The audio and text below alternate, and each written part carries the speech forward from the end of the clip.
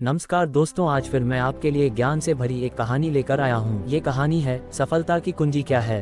गौतम बुद्ध की कहानी जानिए, जिससे जीवन का बहुत अच्छा ज्ञान मिलता है। मित्रों, सफलता के लिए क्या आवश्यक है? आप जानते हैं कि सफलता के लिए क्या आवश्यक है?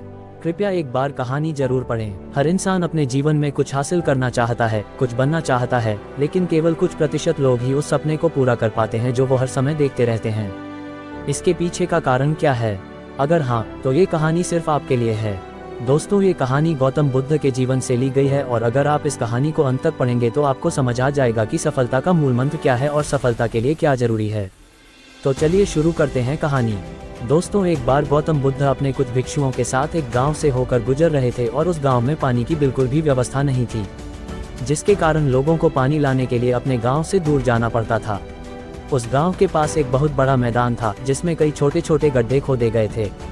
जिज्ञासावश बुद्ध के भिक्षुओं में से एक ने गौतम बुद्ध से पूछा कि इस भूमि पर बनी गुफाओं का क्या उपयोग है। अपने भिक्षु का प्रश्न सुनकर बुद्ध मुस्कुराते हुए कहते हैं, मेरे प्रिय भिक्षु, इस गांव में पानी की बहुत बड़ी समस्या है और यही कारण है कि इस गांव के लोगों ने पानी की तलाश में ये छोटे छोटे गड्ढे खोदे हैं। जवाब सुनते ही बौद्ध भिक्षु वहां दौड़ पड़ता है और उन तालाबों में पानी ढूंढने लगता है, परंतु उस बौद्ध भिक्षु को उन गड्ढों में पानी की एक बूंद भी नहीं मिली।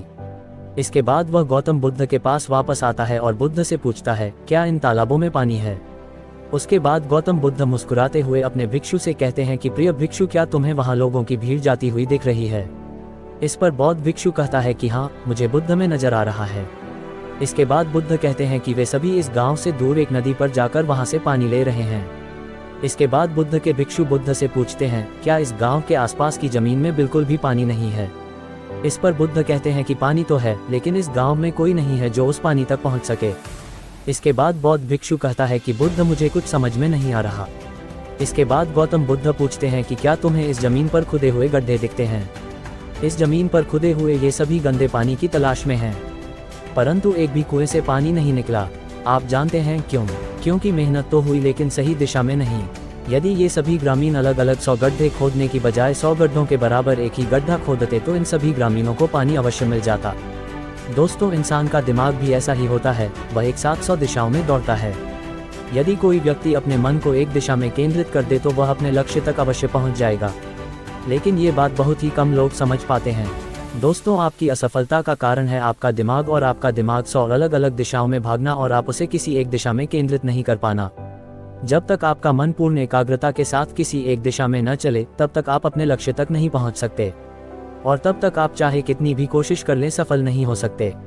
अतः यदि कोई व्यक्ति अपने लक्ष्य को प्राप्त करना चाहता है, इसलिए उसे अपने दिमाग को एक ही दिशा में केंद्रित करना चाहिए, क्योंकि कठिन परिश्रम करना व्यर्थ है यदि यह सही दिशा में नहीं किया गया। दोस्तों, सफलता की कुंजी क्या है?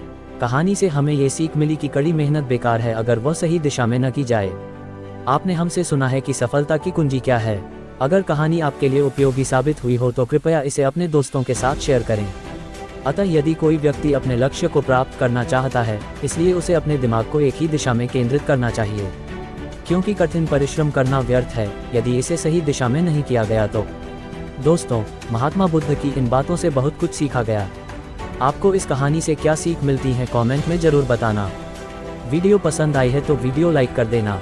ऐसी और इंटरेस्टिंग वीडियो के लिए चैनल जरूर सब्सक्राइब करें।